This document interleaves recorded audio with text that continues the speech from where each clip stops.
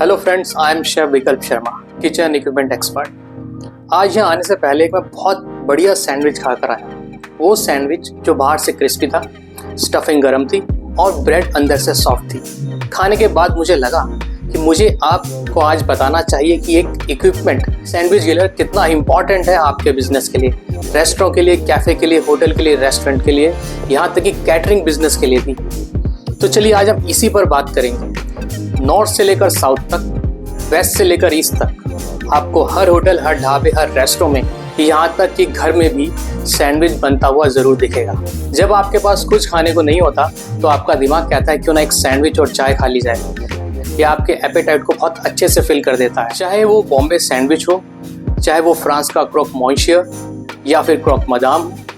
इसकी कीमत 80 रुपये से लेकर 150, 200, 300, 800, 1000 रुपये तक होती है। अगर 5 स्टार्स में जाएंगे तो इससे ज़्यादा भी बढ़ सकती है।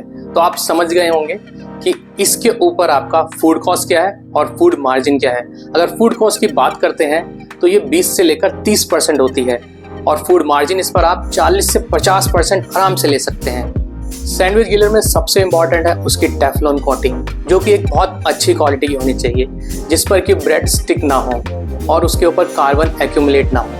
आपको ये ध्यान रखना है जैसे आप सैंडविच बनाते हैं उसके इमीडिएटली आपको उसकी प्लेट को क्लीन कर दें। दूसरी सबसे इम्पॉर्टेंट चीज़ है हाइड्रोलिक अच्छी क्वालिटी का होना चाहिए, जो ब्रेड को सिर्फ कांटेक्ट करे, प्रेस ना करे। प्रेस करने से उसकी स्टफिंग बाहर आ जाती है, चीज़ बाहर आ जाता है, जो प्लेट पर लग करके प्लेट को भी गंदा करता है और आपके सैंडविच के लुक को भी ख़राब करता है। तो आपको ध्यान देना है कि वो ज़्यादा प्रेस ना हो। एक बात का ध्यान ज़रूर रखिए, डोमेस्टिक सैंडविच ग्रिलर्स को कभी भी कमर्शियल किचन्स में यूज़ ना करें।